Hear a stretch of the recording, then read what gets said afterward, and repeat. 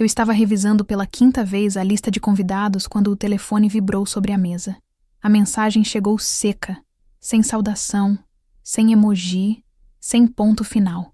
Meu pai te convidou para jantar hoje. Era uma quinta-feira, o dia anterior ao casamento, e eu li aquela frase como quem decifra um enigma. Nenhuma explicação, nenhum vamos juntos ou te busco às 7. Apenas uma sentença flutuando entre o compromisso e a ordem. Fiquei olhando a tela por alguns segundos, tentando encontrar emoção nas palavras, mas elas pareciam ter sido digitadas por outra pessoa.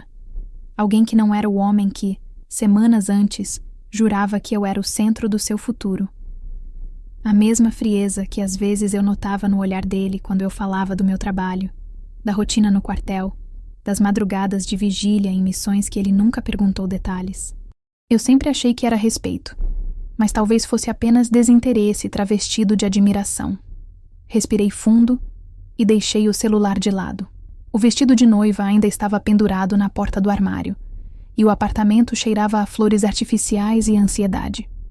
Amanhã, às 10, eu deveria estar entrando na igreja com passos medidos e sorriso ensaiado, cumprindo o roteiro da noiva perfeita, coisa que no fundo nunca me coube.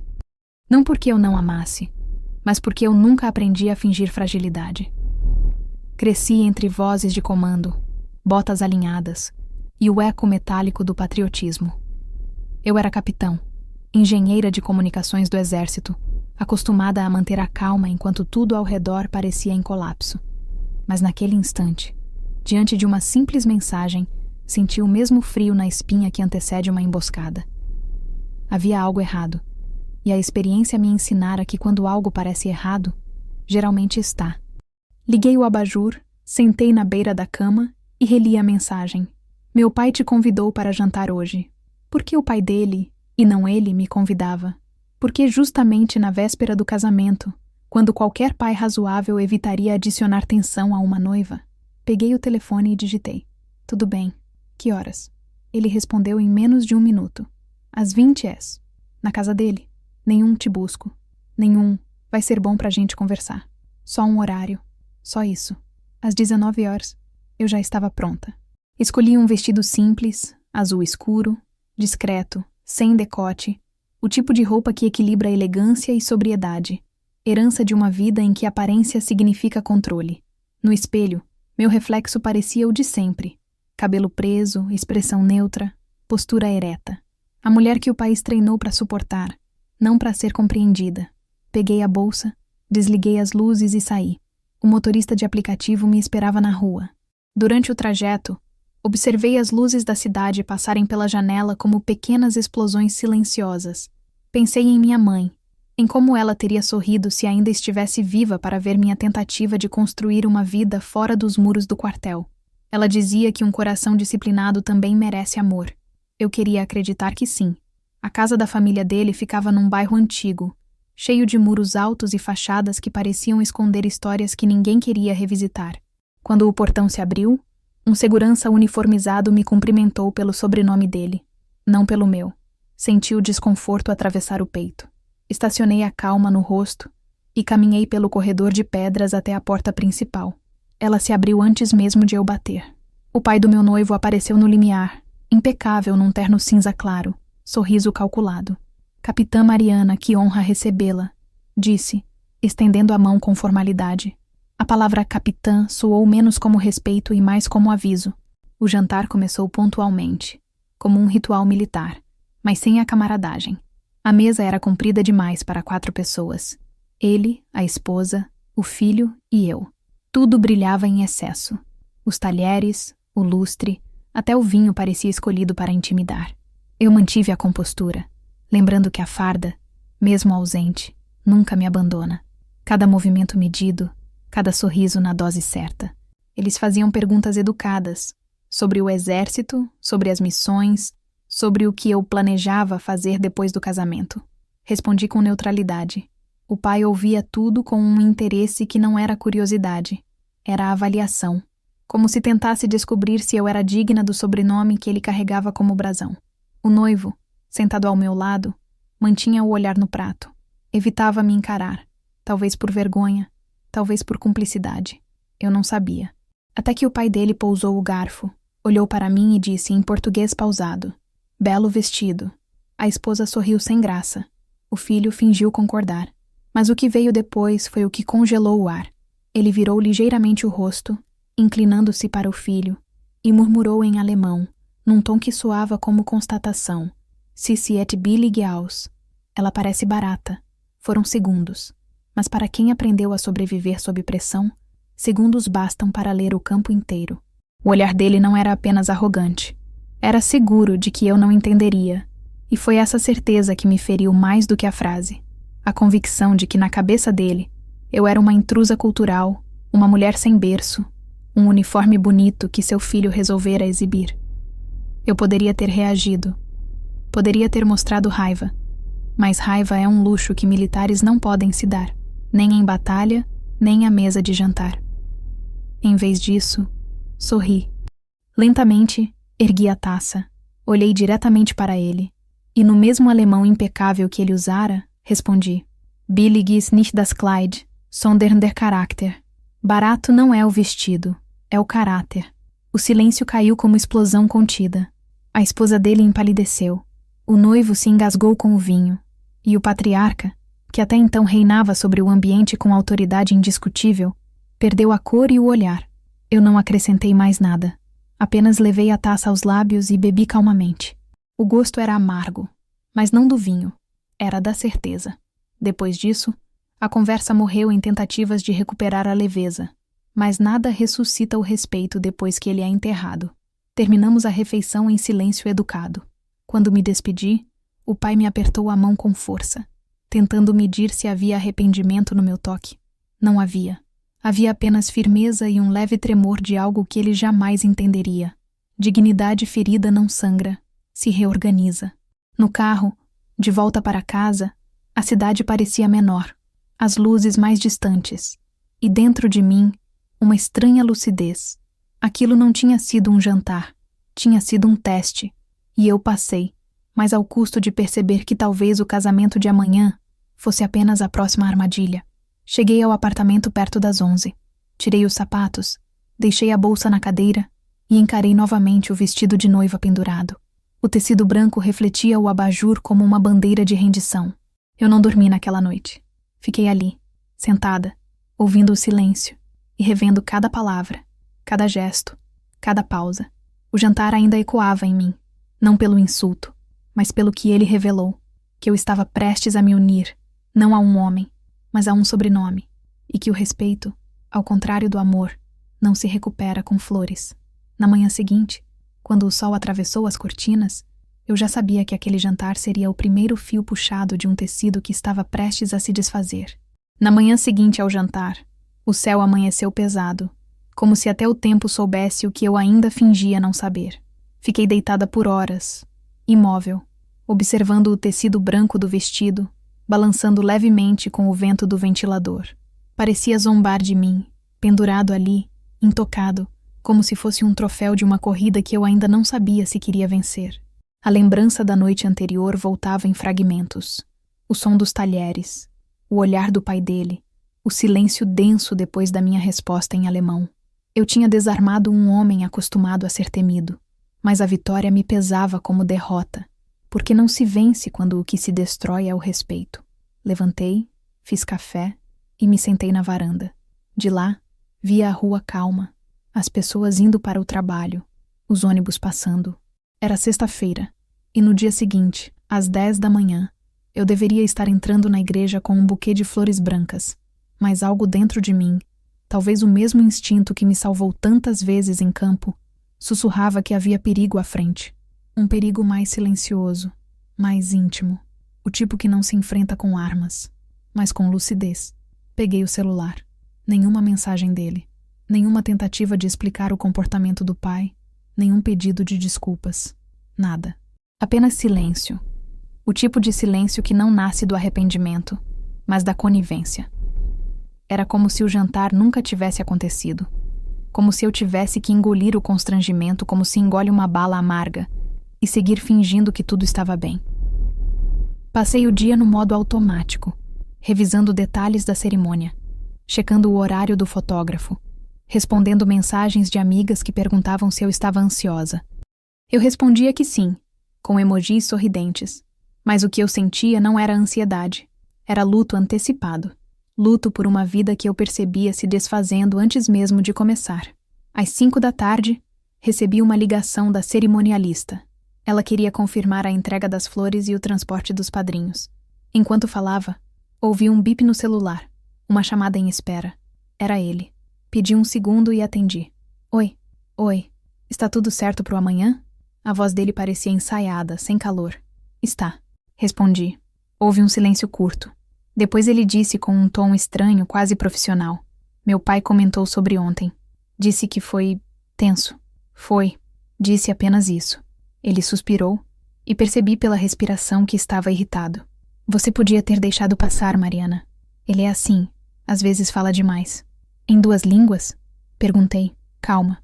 Do outro lado, o silêncio voltou. Dessa vez mais longo. Olha, eu só quero paz amanhã. Paz. Repeti, deixando a palavra dissolver no ar. E desliguei antes que ele dissesse mais nada. Fiquei parada por um tempo, olhando o telefone, sentindo a garganta arder. Ele queria paz. Mas a paz que ele queria era a minha submissão. Eu devia ter ficado calada, sorrido, fingido que não entendi. Talvez fosse mais fácil, mais conveniente. Mas conveniência é o contrário de respeito. E eu não aprendi a ser conveniente. Aprendi a ser justa. Quando a noite caiu, fui até o guarda-roupa e olhei o uniforme de gala pendurado ao lado do vestido de noiva. 2 versões da mesma mulher. Uma que se casaria amanhã e outra que já tinha sobrevivido a coisas piores do que insultos. A escolha entre as 2 começava a se formar dentro de mim, como uma sombra crescendo aos poucos. Por volta das 9, o celular vibrou novamente. Era uma mensagem do número do pai dele. Gostaríamos que viesse à casa novamente amanhã cedo, antes da cerimônia. Temos algo para conversar. Li 3 vezes. Temos algo para conversar. Um dia antes do casamento, depois de um jantar desastroso, e agora mais uma reunião familiar, parecia um enredo montado para testar até onde eu suportava ser desrespeitada. Mas o detalhe que mais me chamou a atenção foi o temos. Não meu filho gostaria, mas nós gostaríamos. Eles falavam como unidade, e eu era o elemento externo, o corpo estranho que precisava ser moldado ou eliminado. Fiquei em silêncio por alguns minutos, avaliando se devia responder. No quartel, aprendi que o inimigo mais perigoso é o que te convida para conversar, porque conversa é território psicológico, e quem domina o tom, domina a guerra. Então digitei apenas, estarei lá às 9h. Desliguei o celular e caminhei até a janela. Lá fora, a cidade dormia, mas dentro de mim havia algo acordando. Uma parte antiga, moldada em noites frias e decisões duras, o instinto de sobrevivência que reconhece quando a fronteira entre o amor e a humilhação foi cruzada. No espelho, vi meu próprio reflexo me observando de volta, sério, como se perguntasse o que eu estava prestes a fazer. Eu não sabia ainda, só sabia que não ia me curvar. No dia seguinte, acordei antes do despertador. Tomei banho devagar, prendi o cabelo e, em vez de vestir o vestido branco, coloquei uma roupa neutra, calça social, blusa de tecido firme, sapatos fechados. Não era uma escolha estética, era uma armadura. Peguei a chave do carro e saí sem avisar ninguém. O portão da casa da família dele estava aberto quando cheguei. Um jardineiro cortava a grama e o som da máquina misturava-se ao canto abafado de pássaros. Bati à porta. Quem abriu foi a mãe dele, com um sorriso hesitante e olhos que não sabiam onde pousar. Mariana, que bom que veio. Ele está lá dentro com o pai. Claro, respondi. Atravessei o corredor como quem atravessa uma linha de fogo. Quando entrei na sala, encontrei os 2 sentados, pai e filho, lado a lado, como juízes esperando a ré. O pai começou a falar antes que eu me sentasse. Capitã, queremos evitar constrangimentos. Depois de ontem, percebemos que talvez o casamento precise ser adiado. A palavra ecoou dentro de mim como uma granada sem som. Adiado. O noivo desviou o olhar, os ombros tensos, o rosto pálido. Não é isso que eu quero, mas... Meu pai acha que a situação ficou delicada, murmurou. Meu pai acha, repeti. E o que você acha? Ele não respondeu. O silêncio que se formou depois foi o tipo que define destinos. Eu olhei para o homem que eu achava conhecer e vi apenas covardia. Olhei para o pai dele e vi arrogância. E olhei para mim e vi clareza. Levantei devagar, ajustei a bolsa no ombro e disse, sem elevar a voz: não precisa adiar nada. Só cancelar. O pai dele piscou, confuso, e o filho tentou reagir, mas eu continuei firme. Um casamento começa com respeito. O de vocês terminou antes mesmo de começar. Saí sem pressa. No portão, o vento trouxe o cheiro úmido das flores do jardim. Pela primeira vez em meses, respirei fundo. A sensação não era de perda.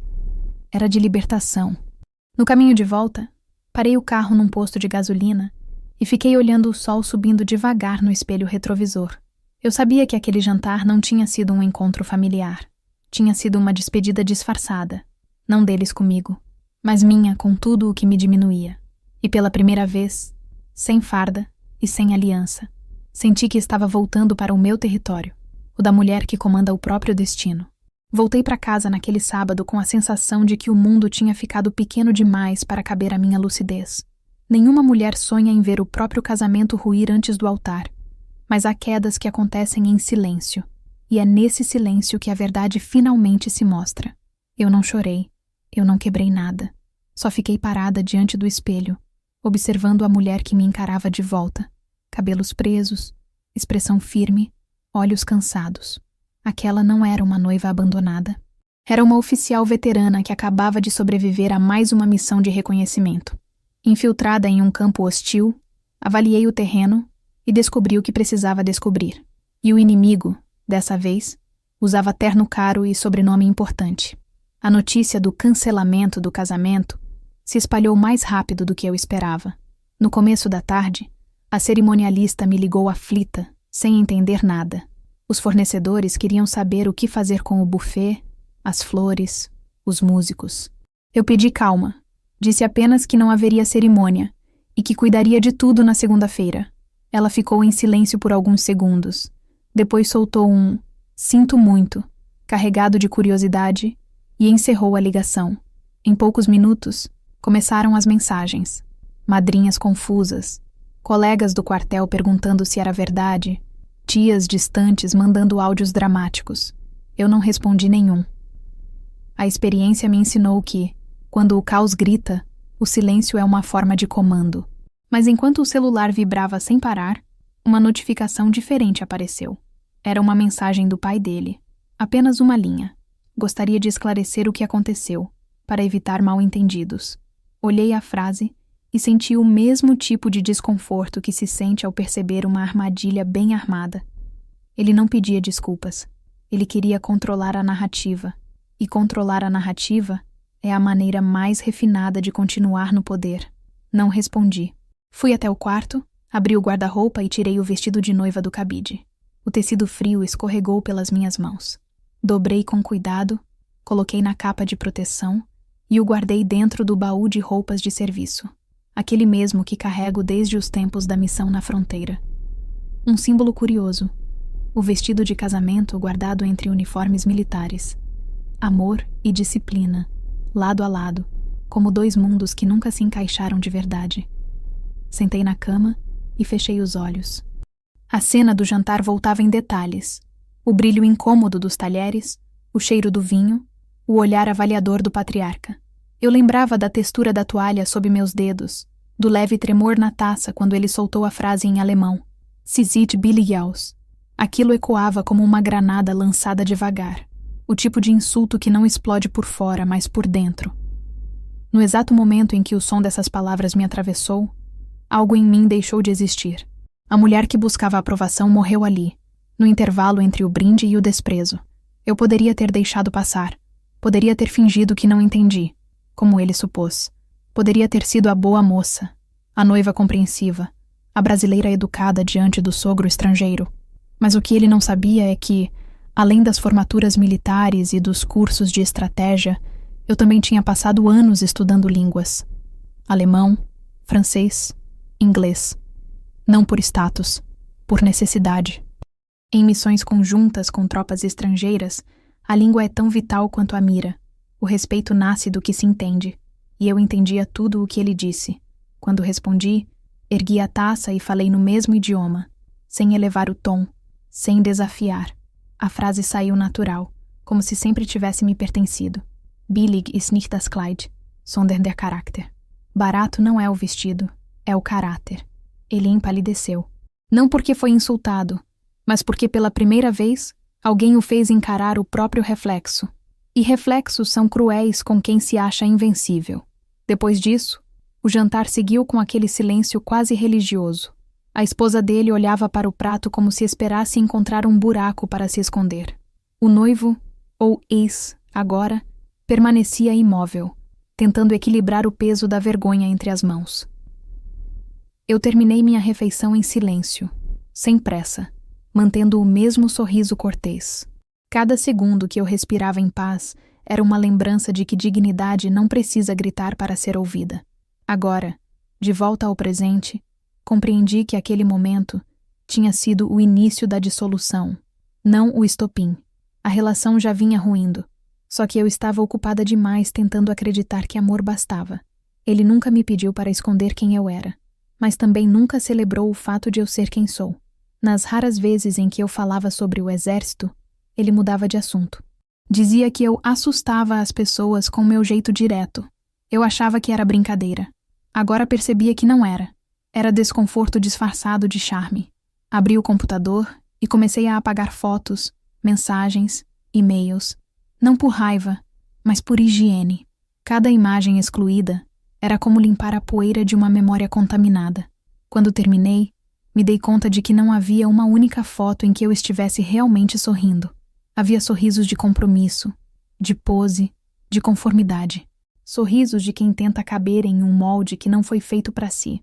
À noite, recebi um e-mail do setor jurídico militar.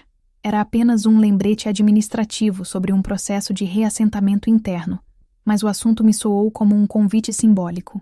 Retorno de oficial ao serviço ativo. Confirmação de disponibilidade. Eu fiquei olhando a tela por alguns segundos, antes de clicar em confirmar. Foi automático. O tipo de decisão que o corpo toma antes mesmo de a mente compreender. Eu não sabia o que o futuro traria, mas sabia o que não traria.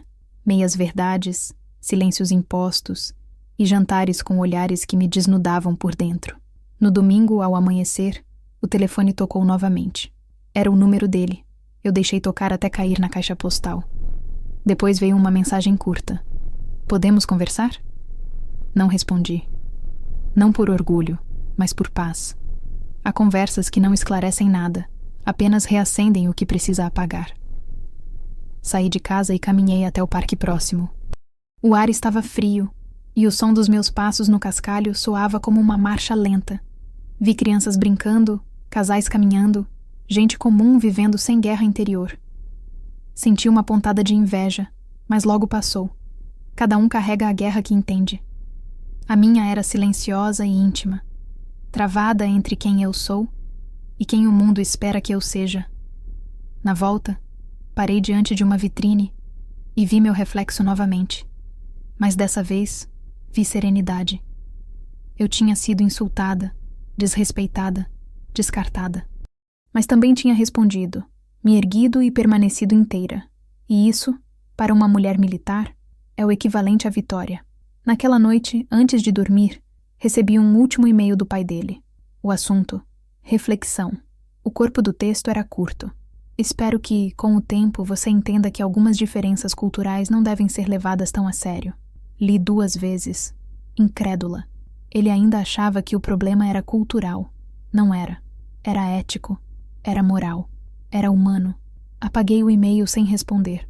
Deitei e fechei os olhos. O sono veio lento, mas veio. E antes que o mundo escurecesse, pensei no que me esperava. Segunda-feira seria o início de outra etapa. Talvez o retorno definitivo à vida militar. Talvez uma mudança completa. Eu ainda não sabia. Só sabia que aquele insulto, dito em outra língua, havia me libertado. Porque às vezes é preciso que alguém nos desrespeite para lembrarmos quem realmente somos. O insulto, percebi, não tinha sido apenas contra mim. Tinha sido contra tudo o que me construiu. A disciplina, o esforço, a história. Ele não me chamara de barata. Chamara de barata a mulher que aprendeu a sobreviver num mundo de homens, que chegou onde eles achavam que eu jamais chegaria. E foi aí que entendi. Aquele jantar não foi um fim. Foi o começo da minha vingança mais silenciosa, não a que destrói, mas a que reconstrói. E quando fechei os olhos, já sabia. O próximo passo não seria recuar, seria voltar. Não para o passado, mas para o meu posto, para o lugar onde ninguém precisava me traduzir para me respeitar. O silêncio veio como um segundo uniforme, frio, pesado e protetor. Ninguém me ensinou a lidar com a humilhação pública, mas a vida militar ensina o essencial: manter a compostura mesmo quando tudo em volta está em ruínas. No quartel, o caos é resolvido com método.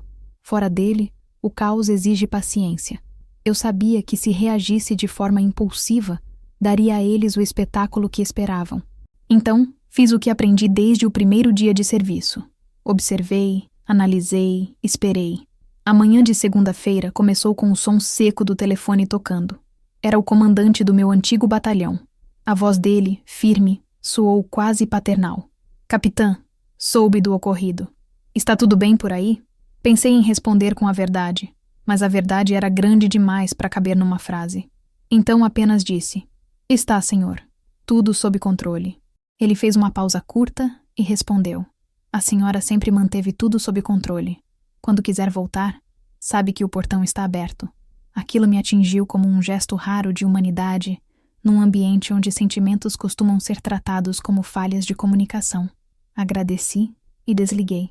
E por um instante, percebi que, mesmo desfeita, eu ainda tinha um lugar onde o nome Capitã Mariana significava algo além de uma formalidade. As horas seguintes foram uma sequência de silêncios ocupados. O silêncio do celular, que parara de vibrar. O silêncio do apartamento, onde os objetos pareciam me observar em expectativa. O silêncio interno, que era o mais perigoso. Aquele que faz a gente revisitar cada decisão, cada palavra, cada sinal que escolheu ignorar. Fiquei ali, sentada no sofá, olhando para o nada. E foi nesse nada que comecei a organizar tudo. Revisei as finanças, as mensagens arquivadas, os contratos da cerimônia. Não havia desespero, apenas método. Era curioso. Eu estava em luto, mas agia como se estivesse preparando uma operação. Cancelamentos, transferências, devoluções. Cada clique era uma bala silenciosa. No final do dia, a única coisa que restava do casamento era uma pasta digital chamada Arquivos Antigos. À noite, enquanto a cidade lá fora se agitava, o meu mundo encolheu ao tamanho de um quarto. Peguei o caderno que costumava usar nas missões e comecei a escrever. Não uma carta de despedida, mas um relatório de sobrevivência.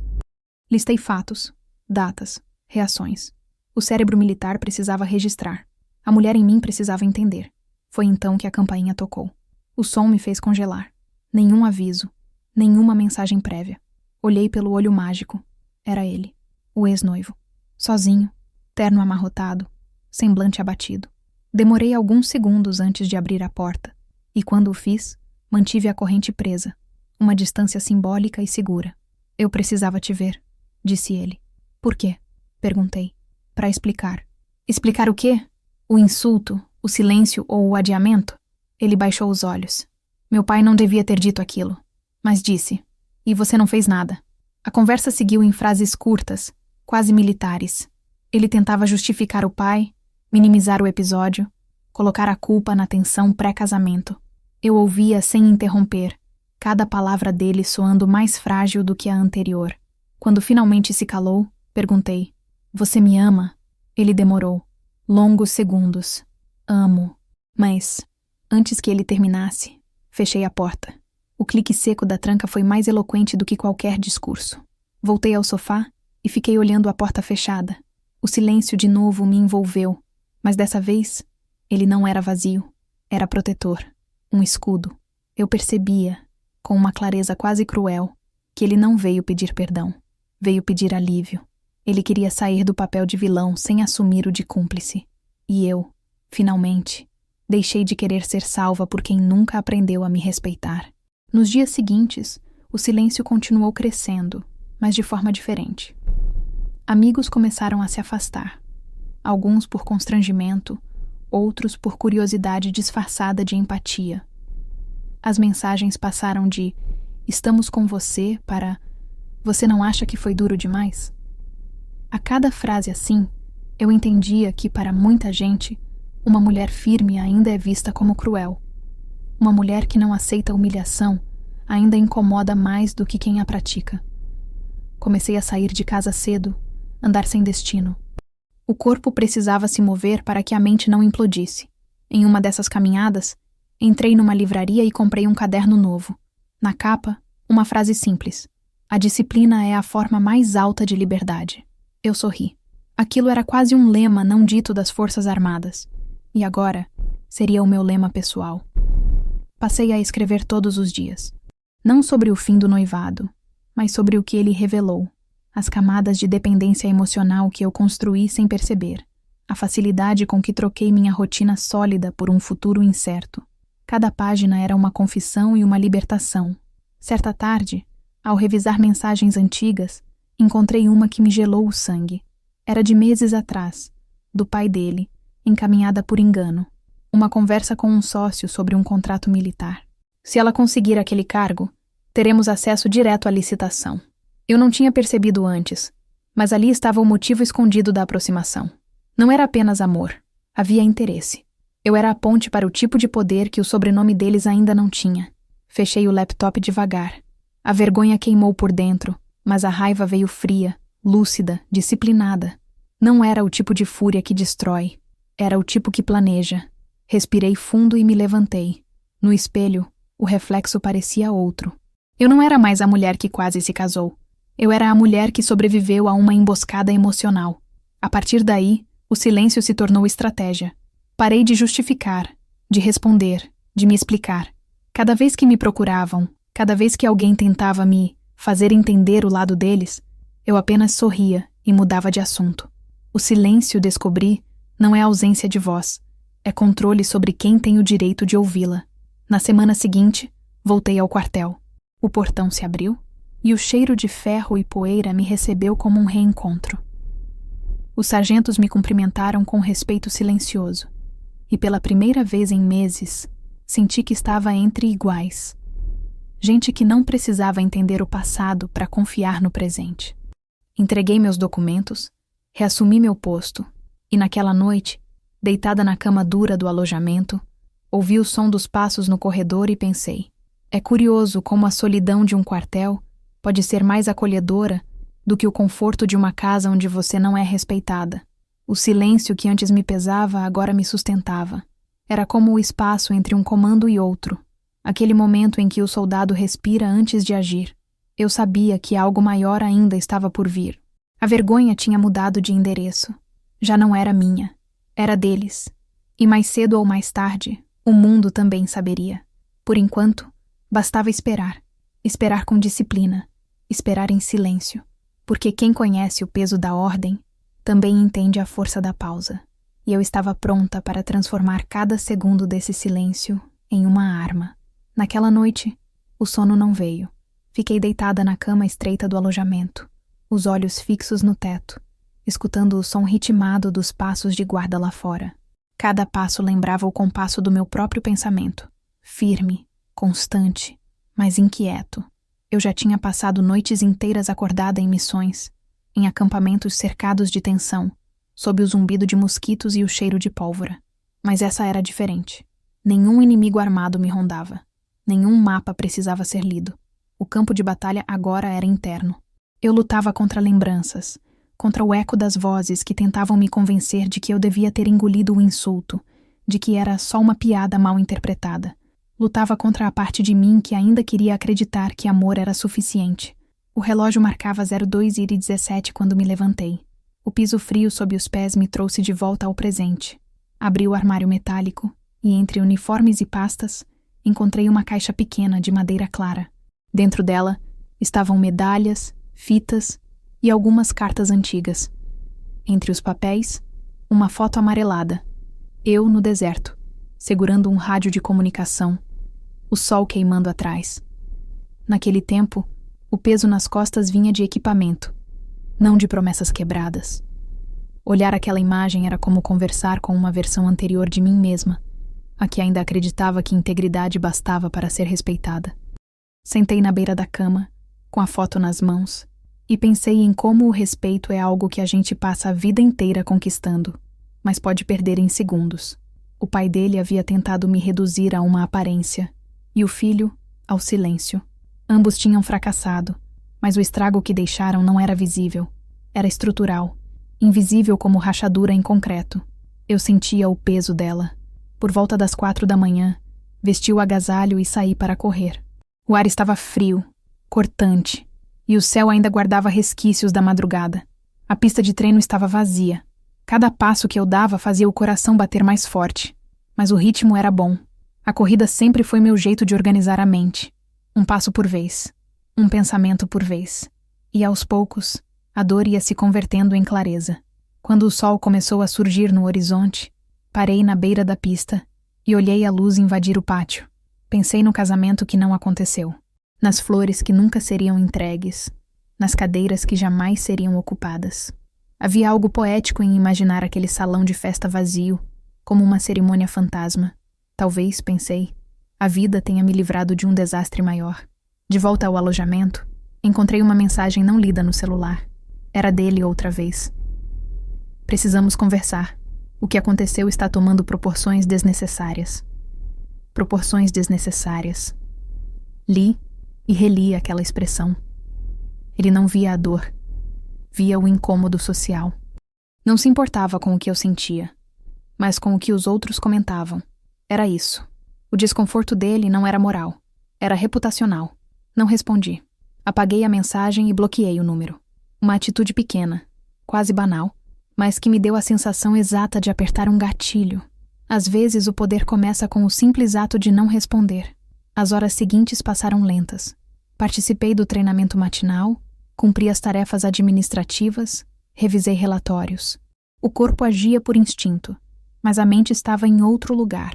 Entre um documento e outro, comecei a planejar o futuro. O meu, não o que alguém havia desenhado por mim.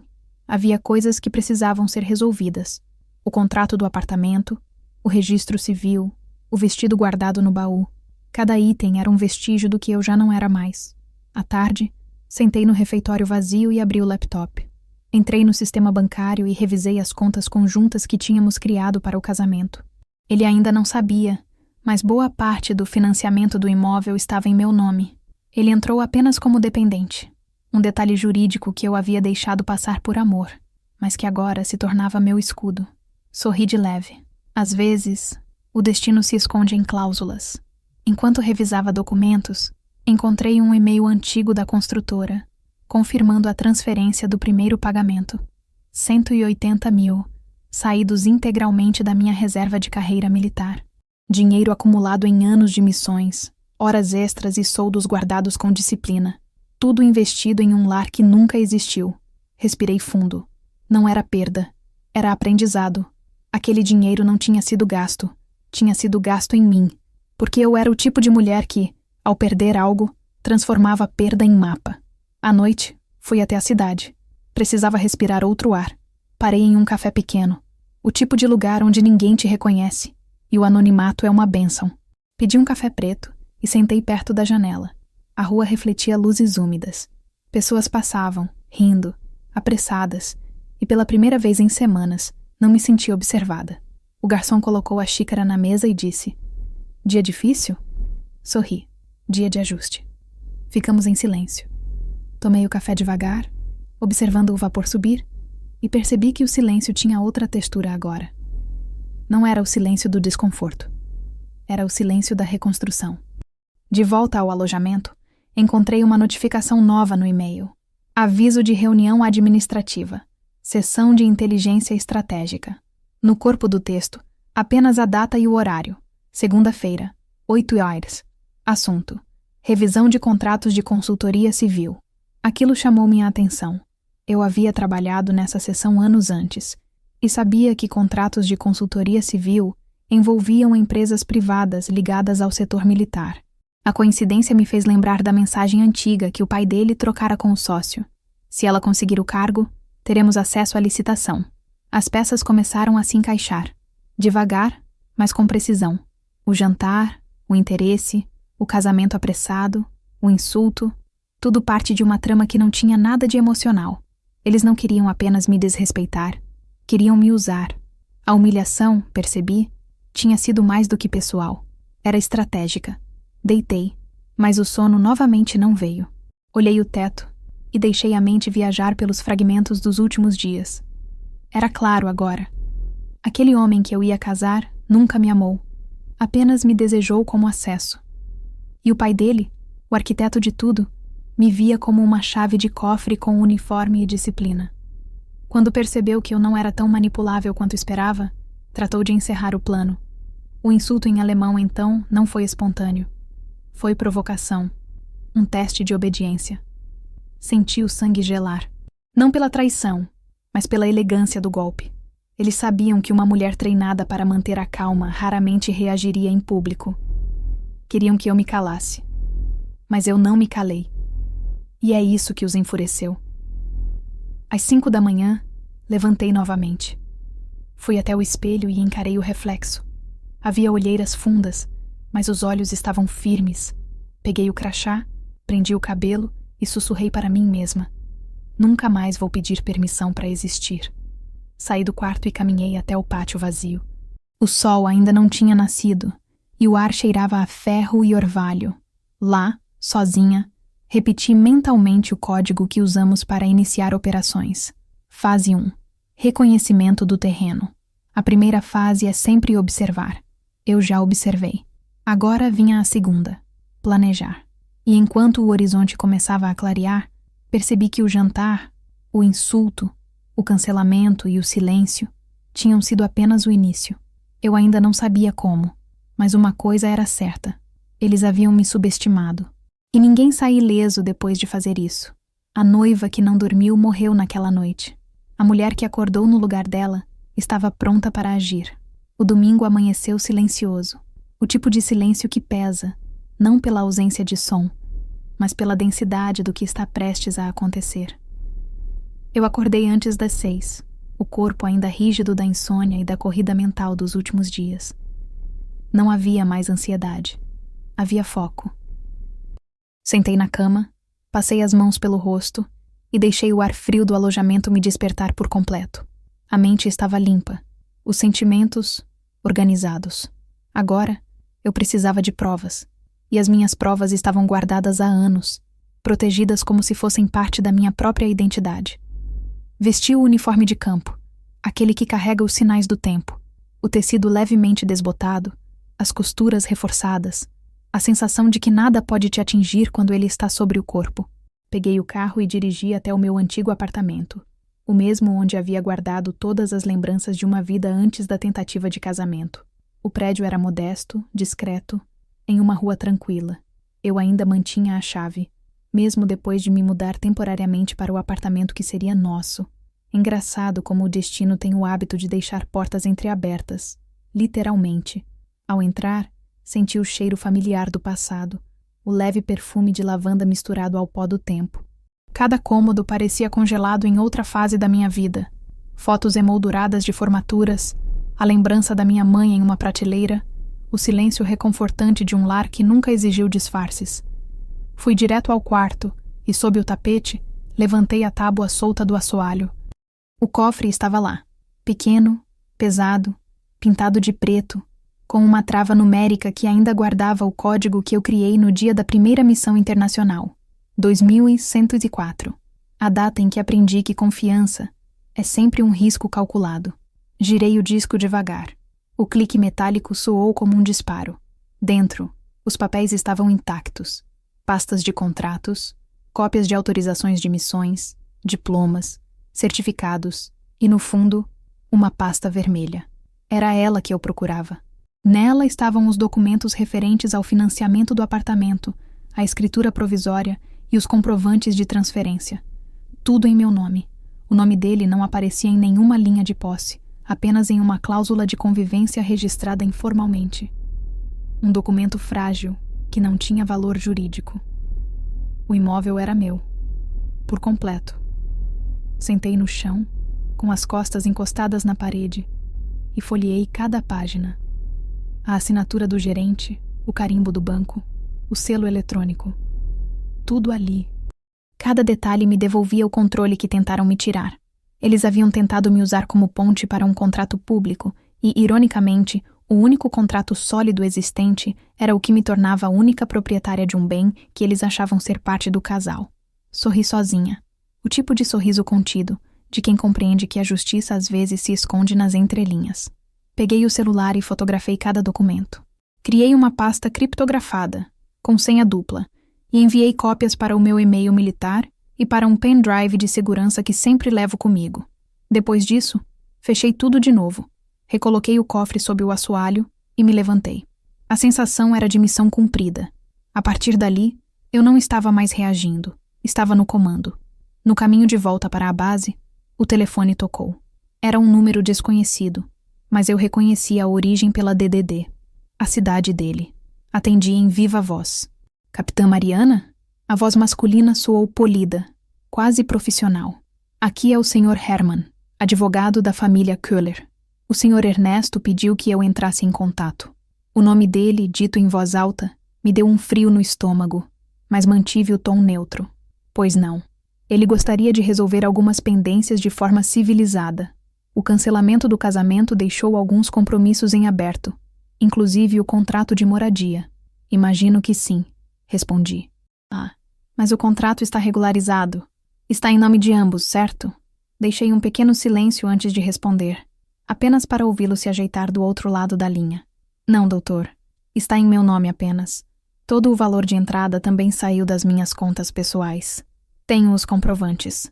O silêncio seguinte foi mais eloquente do que qualquer argumento jurídico. Ele pigarreou, tentando reorganizar o tom. Entendo. O Sr. Ernesto apenas desejava garantir que tudo fosse feito com discrição. Diga a ele que discrição é justamente o que estou praticando. Finalizei. Boa tarde, doutor. Desliguei antes que ele pudesse prolongar a conversa. O carro seguiu pela estrada reta, e o horizonte parecia se abrir à minha frente. Eu sentia o coração firme, a respiração controlada, a mente afiada. Tudo estava onde devia estar. De volta à base, subi até o escritório da seção de inteligência. O prédio era o mesmo de sempre. Paredes brancas, cheiro de café requentado, ventiladores barulhentos. Cumprimentei o sargento na recepção e entrei. Sobre a mesa, uma pilha de documentos aguardava revisão. Entre eles, um dossiê recém-chegado com a marca do Ministério da Defesa. Peguei por instinto. Quando abri, reconheci o logotipo da empresa contratante. Köhler Filhos Exportações Técnicas. O nome me atingiu como um soco contido. Era a empresa do pai dele. Por um momento, fiquei imóvel. O documento tratava de uma proposta de fornecimento de equipamentos de telecomunicação para bases militares do sul do país. Valor estimado, 48 milhões de reais.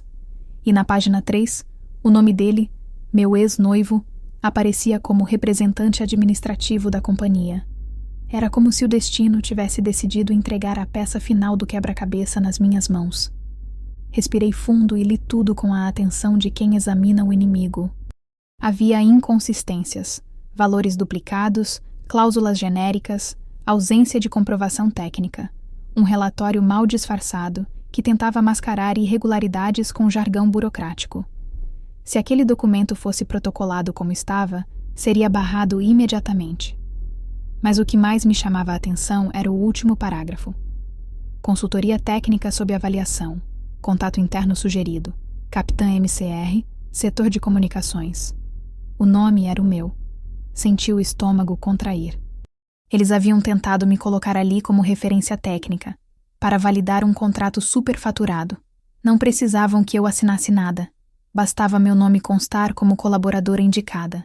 Era uma tentativa de manipulação velada, um uso indevido da confiança institucional. E, se não fosse por tudo o que aconteceu, talvez eu jamais tivesse visto. Fechei o relatório com calma e o coloquei de volta na pilha. A disciplina exige mais do que indignação, exige estratégia.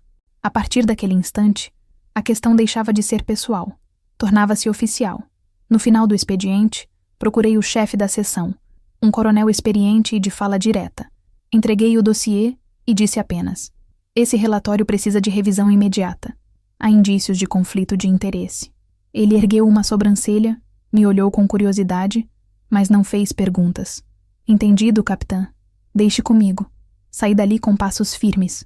Do lado de fora, o céu começava a escurecer. O ar da noite trazia o cheiro de terra molhada. Eu senti o peso da decisão, mas também a leveza de quem finalmente está do lado certo da linha. Naquela noite, de volta ao alojamento, sentei na cama e abri o laptop. Criei um novo documento, intitulado Arquivo de Contenção, Caso K. Ali, comecei a registrar cronologicamente tudo. O jantar, o insulto, o cancelamento, as ligações, os e-mails, os contratos, o relatório. Cada detalhe anotado com precisão militar.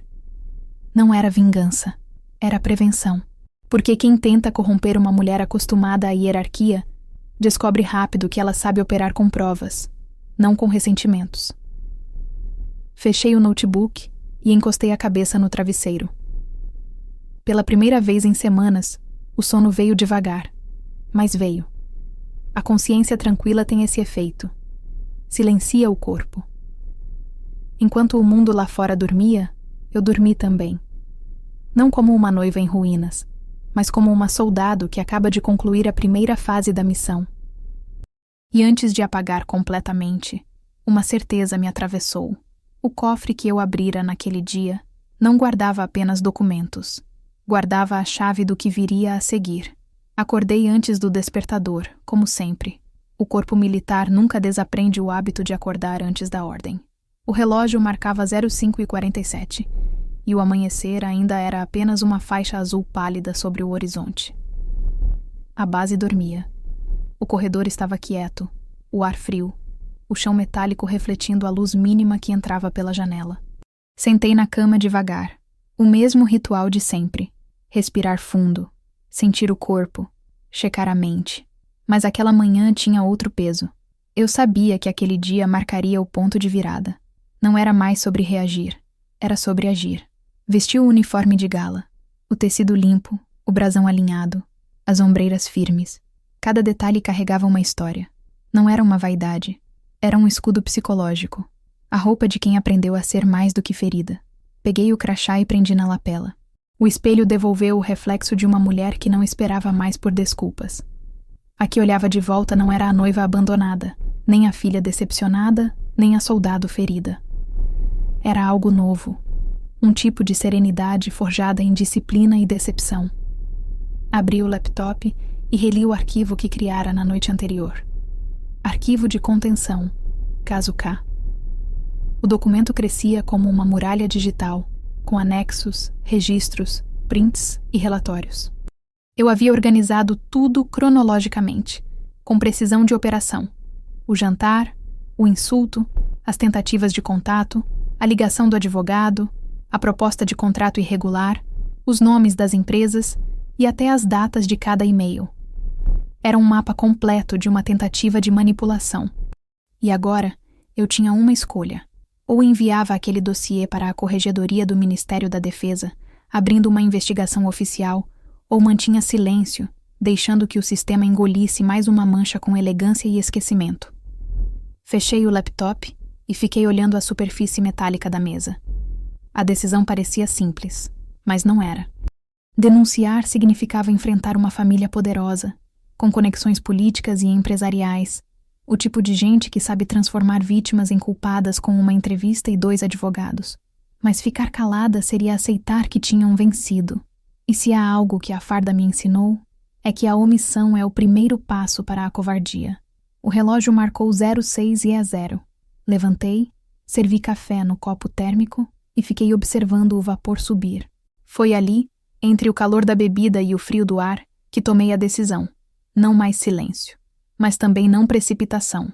Eu agiria dentro das regras, com precisão cirúrgica, como aprendi em campo. A vingança precipitada é emocional. A justiça calculada é permanente. Peguei o telefone de linha interna e liguei para a seção de auditoria militar. Capitã Mariana Costa Rodrigues, setor de comunicações estratégicas. Me apresentei. Preciso protocolar uma denúncia de conflito de interesse. A voz do atendente soou mecânica. Setor responsável é o jurídico, senhora. Posso abrir um registro preliminar? Sim. Prioridade nível 2.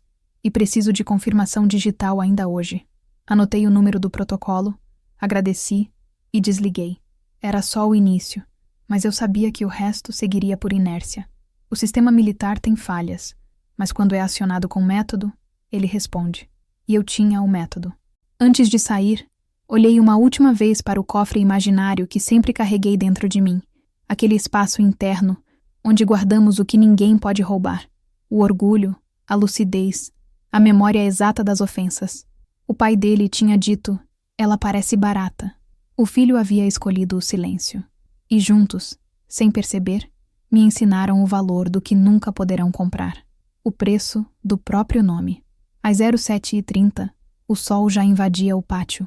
Caminhei até a seção de comunicações, onde o coronel responsável revisava relatórios. Entreguei o envelope com o dossiê impresso, grampeado, numerado e assinado. Ele folheou algumas páginas, ergueu o olhar e disse: "É grave." "Eu sei. E o Sr. Köhler?" "Eu não o acusei." Interrompi calmamente. "Eu apenas relatei fatos." O olhar dele se suavizou. "É o jeito certo de agir." E depois, mais baixo, acrescentou: "E o mais raro também." Deixei o prédio e caminhei até o pátio de tiro desativado. Um espaço aberto, com gramado irregular e vista para o horizonte. Era o meu lugar de pensar. Ali, os sons do mundo pareciam distantes. Tirei a boina, sentei na grama e fiquei observando o sol subir devagar. A clareza física do dia combinava com a clareza interna que eu sentia. Eu não era movida por ódio, mas por coerência. Eu só queria que o respeito voltasse a ter peso. Por volta das 9, recebi uma notificação no celular. O protocolo havia sido aceito e a denúncia encaminhada à Corregedoria Militar. A mensagem trazia um número de processo e a frase: "Investigação preliminar em curso." Fechei o telefone e respirei fundo. A engrenagem estava girando. Minutos depois, outro aviso. E-mail novo. Era do mesmo coronel. "Capitã, o Ministério solicitou seus depoimentos e registros complementares. O nome da empresa K, em Filhos, está sendo verificado por auditoria externa. A senhora será contatada ainda hoje para esclarecimentos." Tudo acontecia rápido. O tipo de rapidez que só vem quando alguém tenta abafar algo grande demais. E eu sabia, quanto mais se apressassem, mais expostos ficariam. Saí da base no início da tarde. Dirigi até um café discreto no centro da cidade. Pedi um expresso e sentei perto da janela, de onde podia ver o fluxo das pessoas. Enquanto bebia, o celular vibrou de novo. Um número desconhecido. Atendi. "Mariana?" A voz dele. Demorei 3 segundos para responder. "Sim. Meu pai me contou o que você está fazendo. Estou apenas cumprindo meu dever. Você vai destruir a nossa família." "Não", disse firme. "Vocês fizeram isso sozinhos. Eu só registrei os fatos." Ele ficou em silêncio, talvez esperando que eu preenchesse o vazio com culpa. Mas eu aprendi a respeitar o silêncio. O silêncio é o som do inimigo pensando. "Você sabe que ele não vai deixar isso barato", disse por fim. "Eu também não sou barata", respondi, e encerrei a ligação. Deixei o café, caminhei até o carro e fiquei ali, por alguns minutos, respirando. O coração estava acelerado, mas a mente calma. Era uma combinação que aprendi a reconhecer. Adrenalina de sobrevivente. Eu sabia que, a partir dali, nada seria discreto. Mas eu também sabia que, em guerras morais, o que vence não é o grito, é o registro. À noite, recebi um e-mail anônimo, sem remetente claro. Apenas uma frase: "Cuidado com o que você sabe. Alguns segredos não deveriam ser públicos." E anexado, um print de tela com o título do meu dossiê: Caso K. Não entrei em pânico. Copiei o e-mail, salvei e encaminhei para o coronel com o assunto: tentativa de intimidação. Depois desliguei o computador, tirei o uniforme e fiquei deitada, olhando o teto. A base estava quieta. O vento fazia ranger as janelas. Eu estava sozinha, mas não fraca. Havia uma diferença enorme entre solidão e isolamento. A solidão é escolha. O isolamento é castigo. E o que eu vivia agora era escolha. O relógio marcava 23h48, quando finalmente fechei os olhos. O dia tinha começado com hesitação e terminado com clareza. Eu tinha denunciado, enfrentado, resistido. A mulher que quase se casou com um oportunista agora dormia em paz, mesmo sabendo que o inimigo ainda respirava. E antes que o sono me levasse, Pensei. Às vezes, coragem não é levantar a voz, é manter o tom. E às 6 horas daquela manhã, eu havia escolhido o meu, firme, inabalável e absolutamente meu. Acordei com o som do sino da capela da base ecoando ao longe. Eram 8 da manhã de um sábado. Por um segundo, confesso que esqueci que aquele seria o dia do casamento. O corpo, ainda guiado pela memória dos planos antigos, reagiu como se houvesse um ritual a cumprir. A mente, porém, já havia passado dessa etapa. Deitei mais alguns minutos, observando o teto branco do alojamento. O mesmo teto sob o qual, semanas antes, eu havia chorado silenciosamente, tentando entender onde tinha errado. Agora não havia lágrimas, apenas lucidez. O casamento estava marcado para as 10. E às 10, eu estaria exatamente onde precisava estar, em paz. Levantei, vesti a calça de treino e fui correr. O pátio da base estava quase vazio. Apenas 2 recrutas terminando o aquecimento. O ar da manhã estava fresco e limpo, e o sol surgia como uma lâmina dourada sobre as antenas de comunicação. Cada passo que eu dava era um lembrete. O corpo segue quando a mente está decidida. Corri até sentir os pulmões queimarem, até queimar também a última sobra de dúvida. Quando parei, o relógio marcava 09h15. O tempo exato em que, no mundo que não existia mais, eu estaria sentando na cadeira da maquiadora. Sorri. Era irônico pensar nisso. Enquanto flores eram entregues, convidados chegavam e fotógrafos se preparavam para o grande momento. Eu estava suando em um pátio militar, livre de qualquer máscara. Tomei banho e sentei diante do espelho pequeno do alojamento. Passei hidratante, prendi o cabelo num coque simples e olhei o próprio reflexo. O rosto parecia mais leve, os olhos menos carregados. E foi então que o telefone vibrou. Mensagem desconhecida. Ainda dá tempo. A cerimônia vai começar. Todos estão aqui. Demorei alguns segundos para compreender o que lia. Era ele, ou alguém do círculo dele. Mas o detalhe que mais me chamou a atenção foi a escolha das palavras. Ainda dá tempo. Tempo para quê? Para voltar a ser conveniente? Para fingir que nada aconteceu? Para posar ao lado de quem me insultou? O casamento podia estar pronto, mas a noiva não existia mais. Peguei o caderno onde vinha registrando tudo desde o início e escrevi uma única frase. Hoje, o silêncio se casa com a verdade. Fechei o caderno, respirei fundo e fui até a sala administrativa da base. Lá, pedi autorização para sair por 2 horas. O sargento de plantão apenas assentiu. Ele sabia que havia algo acontecendo, mas como bom militar, não perguntou. Algumas histórias não precisam ser contadas. Basta que se perceba que uma mulher está em missão. Dirigi até a cidade, evitando as vias principais. O trânsito estava leve. A cada quilômetro, o relógio avançava, e eu sabia que, em algum ponto da cidade, convidados já estariam sentados, olhando para o altar, cochichando perguntas. Eu podia imaginar as expressões, o desconforto do noivo, o olhar tenso do pai, o constrangimento contido dos amigos. Em poucos minutos, as dúvidas se tornariam murmúrios, e os murmúrios, julgamento. Mas o que eles jamais saberiam é que não houve fuga. Houve libertação. Estacionei o carro em frente a uma floricultura pequena, o tipo de loja escondida em ruas tranquilas, onde as flores parecem respirar devagar. Entrei e pedi um buquê de lírios brancos, os mesmos que, um dia, ele disse que queria no altar. Enquanto a florista preparava, observei o movimento da rua. Uma mãe empurrava um carrinho de bebê, 2 adolescentes riam em frente a uma banca de revistas. A vida seguia, indiferente ao meu drama, e isso me trouxe uma estranha paz. Quando o buquê ficou pronto, paguei em dinheiro e pedi para que fosse entregue no endereço da igreja. Junto com ele, deixei um envelope lacrado. Dentro, havia uma cópia do contrato do apartamento e uma única linha escrita à mão. Protocolei a rescisão. Boa sorte sem mim. Entrei no carro e fiquei parada alguns minutos, observando o papel do recibo nas minhas mãos. A caligrafia da florista tremia levemente, e por um instante pensei em como gestos simples, uma entrega, um bilhete, um cancelamento, podem mudar destinos inteiros. Liguei o motor e segui até o mirante da cidade. Dali, dava para ver a torre da igreja ao longe. O sol refletia nos vitrais, e por um momento imaginei o som do órgão tocando, as portas abertas, o burburinho dos convidados. Mas dessa vez, a cena não me causou dor. Me causou alívio. O telefone vibrou novamente. Era uma ligação. O visor mostrava o nome dele. Deixei tocar. Mais uma, depois outra. A cada chamada perdida, a sensação de peso diminuía. Finalmente, desliguei o aparelho e o deixei no banco do passageiro. Fiquei olhando o horizonte até o sol ficar alto o bastante para tornar tudo ofuscante. O casamento já devia ter acabado. Ou pior, nunca ter começado. De qualquer forma, a decisão estava tomada.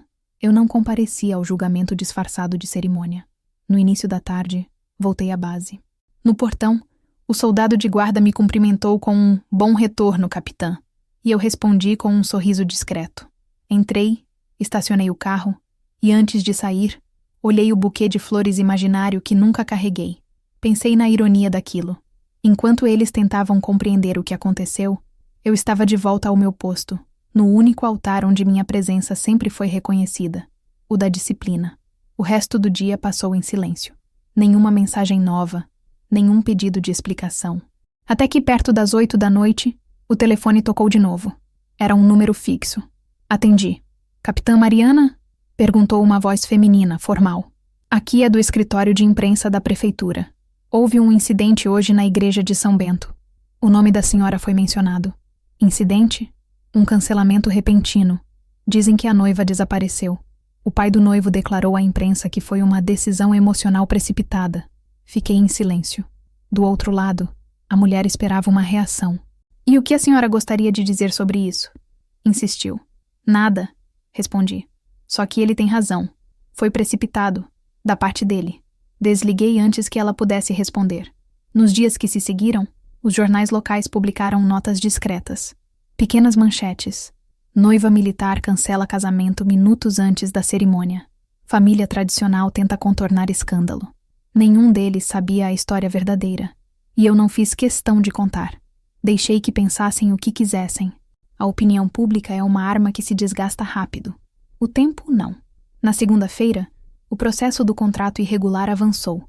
A corregedoria abriu investigação formal e a empresa Kühler Filhos foi notificada. O coronel me chamou em particular e disse: "Capitã, a senhora tem noção do que começou?" "Tenho, senhor. E vou até o fim." Ele assentiu, cruzou os braços e disse algo que nunca esqueci. "O silêncio da senhora é mais barulhento que qualquer denúncia." Saí da sala e caminhei até o pátio. O vento trazia o cheiro de chuva. O céu, pesado, parecia o mesmo do dia em que tudo começou. Aquele jantar, aquele insulto, aquele sorriso contido. Só que agora havia uma diferença.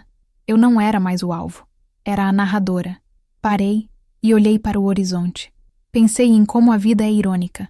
O casamento não aconteceu, mas a cerimônia verdadeira estava acontecendo ali, dentro de mim.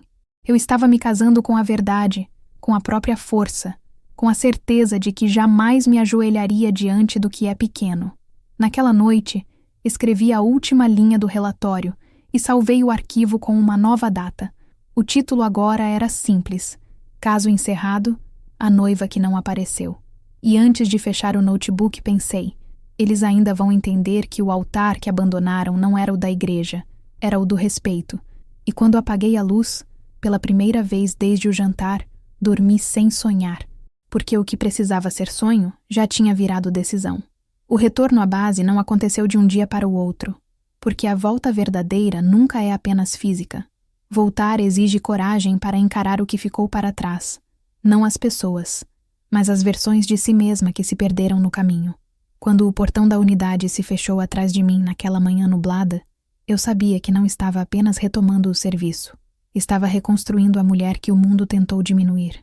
A rotina voltou com seu peso familiar, o som metálico das botas no corredor, o café amargo do refeitório, as vozes firmes chamando por relatórios. No início, tudo parecia igual, mas o olhar dos outros havia mudado. O episódio do casamento não era segredo. Dentro de qualquer quartel, notícia corre mais rápido que rádio. Alguns me olhavam com respeito silencioso, outros com curiosidade disfarçada. Mas ninguém ousava comentar em voz alta. A farda tem esse poder. Ela protege a dignidade de quem sabe sustentá-la.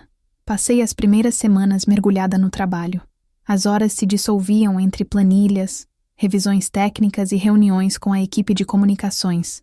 O processo da denúncia seguia em sigilo, mas o coronel às vezes me chamava para atualizar detalhes. Nunca falava muito, apenas o essencial. Está andando. Isso bastava.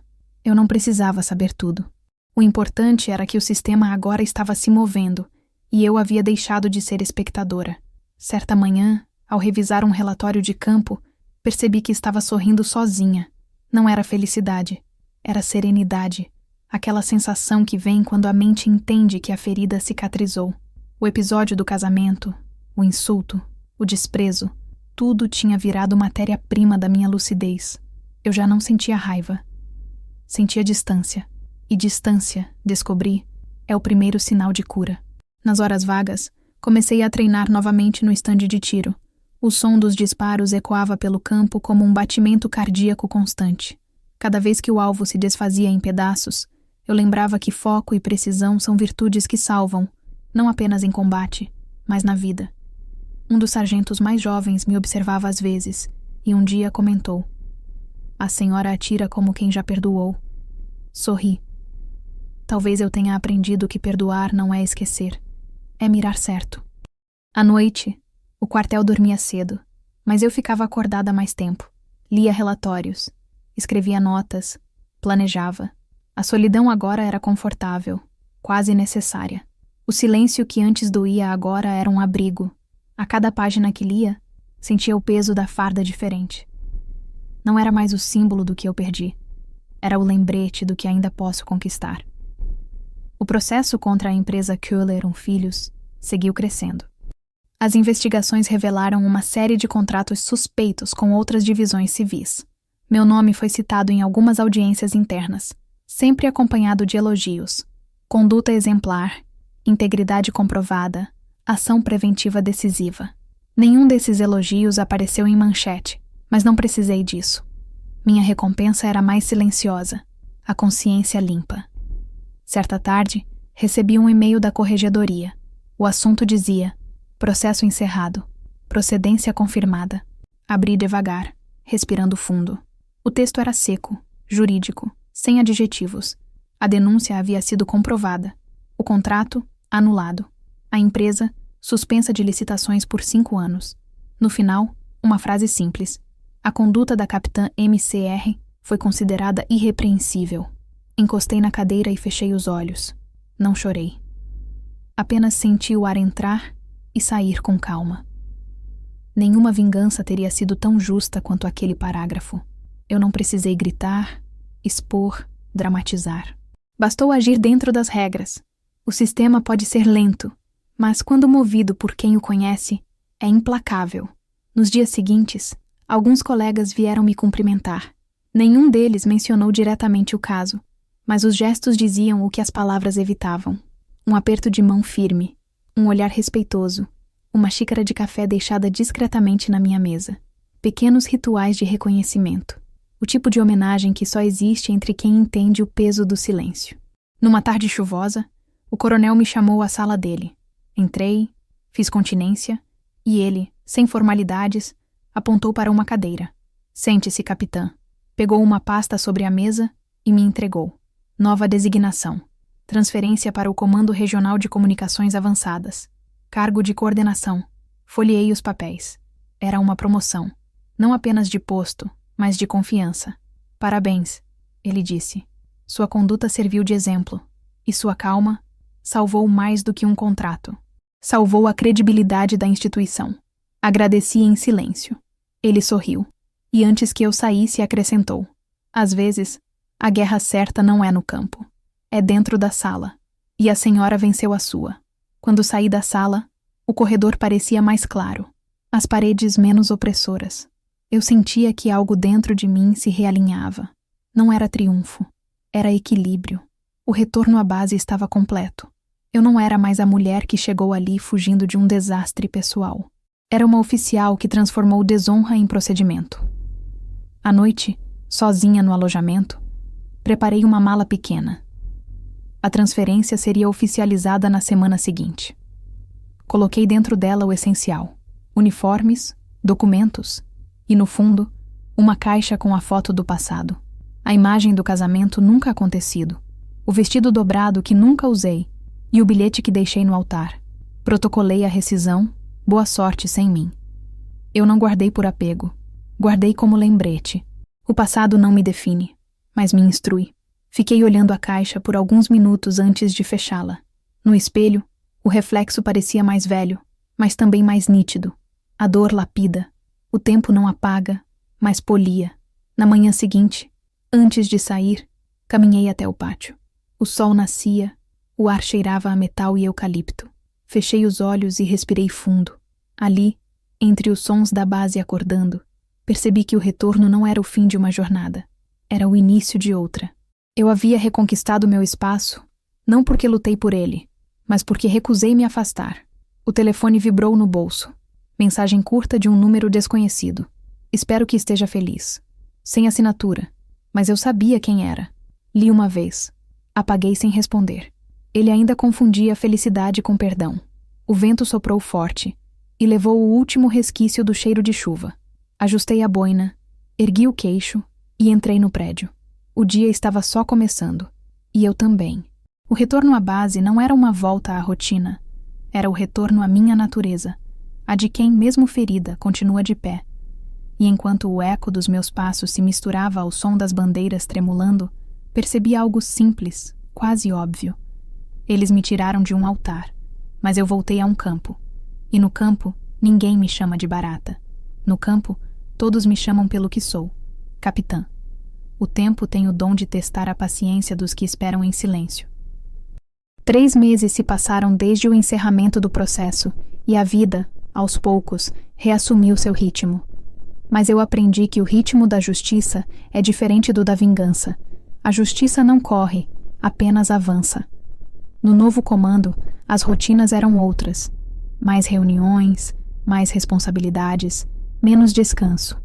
Mas ali, entre antenas, relatórios e transmissões, eu me sentia inteira. Era como se cada decisão correta curasse uma ferida antiga. O nome da família Kühler, no entanto, ainda ecoava nas reuniões de bastidores. As sanções haviam sido amplamente divulgadas dentro dos círculos empresariais, e os comentários variavam entre espanto e cautela. Alguns diziam que o patriarca tinha viajado para a Europa para descansar da pressão. Outros garantiam que ele tentava, em silêncio, renegociar contratos através de intermediários. Eu não confirmava nem negava nada, apenas observava. E o que observei foi o mais previsível dos padrões. Homens poderosos tentando reinventar narrativas para se proteger. No final de uma tarde chuvosa, recebi um e-mail inesperado. Assunto: pedido de encontro, pessoal e confidencial. O remetente era ele, o ex-noivo, o homem que um dia achei que entenderia o que é lealdade. O corpo reagiu antes da razão. As mãos frias, a respiração suspensa. Abri o conteúdo. Preciso te ver. Não para discutir o passado, mas porque meu pai está doente. Ele quer falar com você. Por favor. Li mais de uma vez. O texto era curto, mas entre as linhas havia algo que soava mais como uma convocação do destino do que um pedido. Pensei em ignorar. Pensei em responder com frieza, mas havia algo dentro de mim, talvez disciplina, talvez curiosidade, que me impediu de simplesmente apagar. Responderia. E responderia no meu tempo. 2 dias depois aceitei o encontro. Local público, neutro, discreto. Um café próximo à rodoviária. Cheguei antes. Sentei perto da janela, pedi um café preto e esperei. Quando ele entrou, percebi que o tempo havia feito o que o orgulho não conseguiu: enfraquecê-lo. O terno amarrotado, as olheiras fundas, o olhar sem o brilho arrogante de antes. Ele me viu e hesitou antes de se aproximar. Você veio, disse, sem saber como começar. Vim, respondi. Simples. O silêncio entre nós durou longos segundos. Era o tipo de pausa que preenche mais do que qualquer diálogo. Ele desviou os olhos, mexendo na xícara. Meu pai teve um infarto. Está no hospital. Quis te ver. Disse que precisava encerrar uma dívida. Eu o observei sem reagir. Dívida era uma palavra curiosa. vinda de quem sempre acreditou que o mundo devia a ele. E o que exatamente ele quer de mim? Perguntei. Ele respirou fundo. Disse que queria pedir desculpas. Não sorri. Não me emocionei. Apenas repeti mentalmente. Desculpas tardias são apenas confissões sem coragem. Mesmo assim, anotei o nome do hospital e a ala. Parte de mim queria ver o homem que, com uma frase em outra língua, havia tentado me diminuir diante do próprio filho. Parte de mim queria olhar nos olhos dele e entender o que restava quando a arrogância se esgota. Na manhã seguinte fui, não de uniforme, mas também não como civil comum. Usei uma roupa simples, neutra, a de uma mulher que já não precisa provar nada. No quarto, o cheiro de hospital e desinfetante era quase sufocante. Ele estava deitado, pálido, os olhos fundos, mas ainda havia um traço de altivez no jeito que virou o rosto quando me viu. Capitã, disse, com voz rouca. Achei que não viria. Vim porque você pediu. Ele pigarreou. Vim pedir desculpas. Pelo jantar. Pelo que disse. A respiração falhou. Fui injusto. Olhei para ele sem pressa. Fui criada para acreditar que pedir desculpas é o primeiro passo. Mas também aprendi que o segundo é mudar. O senhor mudou? Ele hesitou, o olhar desviando para o chão. Tarde demais, talvez. Dei um passo à frente. Não. Minha voz saiu calma, firme. Tarde é quando o silêncio já fez o trabalho por nós. Deixei o quarto sem mais nada a dizer. No corredor encontrei o filho, o ex-noivo. Ele parecia aliviado por eu ter ido, como se esperasse que aquele encontro lavasse a culpa que o próprio pai carregava. Ele realmente queria se desculpar, disse. Ele perdeu muito. Ele perdeu o que nunca valorizou, respondi. E você? O que perdeu? Você. Então aprenda, porque há perdas que ensinam o valor das coisas. Saí do hospital com uma calma que nem eu esperava. A revanche não veio com gritos, nem com ironias. Veio com a constatação de que eu já não precisava de nada deles, nem de arrependimento. Eles tinham ficado presos no próprio reflexo, enquanto eu havia seguido. Na semana seguinte, fui convidada a palestrar em uma conferência sobre ética militar e liderança feminina. Aceitei. No auditório, diante de dezenas de oficiais, soldados e civis, falei sobre o que significa resistir sem se desumanizar. Às vezes, disse olhando para o público, o campo de batalha é invisível. É feito de palavras, gestos e silêncios. E é nesse campo que aprendemos a diferença entre autoridade e abuso. As palavras não eram vingança, eram um legado. Quando terminei, a sala permaneceu em silêncio por alguns segundos, até que o primeiro par de mãos começou a bater palmas. Depois, outra e outra, até o som preencher todo o espaço. Não era aplauso por um discurso, era reconhecimento. Ao final da conferência, uma jovem aspirante se aproximou. Capitã, obrigada por existir. Eu quase desisti do curso depois do que ouvi de um instrutor. Hoje, entendi que posso continuar. Olhei para ela e vi o reflexo da mulher que eu fui, a que precisou de um exemplo para não desistir. Continue, respondi. E nunca se acostume com o que te diminui. Naquela noite, de volta ao alojamento, sentei diante do espelho e deixei o silêncio falar. A revanche já tinha acontecido, não contra eles, mas a favor de mim. Não precisei expor, humilhar, derrotar. Bastou existir com dignidade. E a ironia maior é que enquanto eles tentavam limpar o nome, o meu se tornara referência. Dias depois, soube que a empresa havia fechado as portas. O pai dele se afastou de todos os cargos, e o filho, segundo comentários, mudara de país. Nenhum deles me procurou mais. Nenhum deles tentou reescrever o final.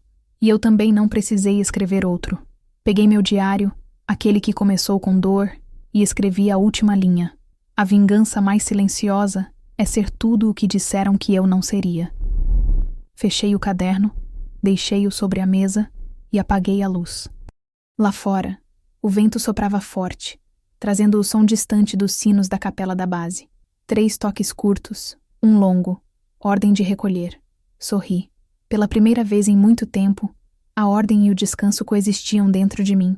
Encostei a cabeça no travesseiro e fechei os olhos. O mundo podia continuar girando, a imprensa podia esquecer, os nomes podiam desaparecer dos relatórios. O que ficava era o que ninguém podia apagar. A lembrança de uma mulher que foi insultada em uma língua estrangeira, mas respondeu na linguagem universal da dignidade. A revanche silenciosa não destrói, ela educa. E o eco dela, esse sim, é eterno.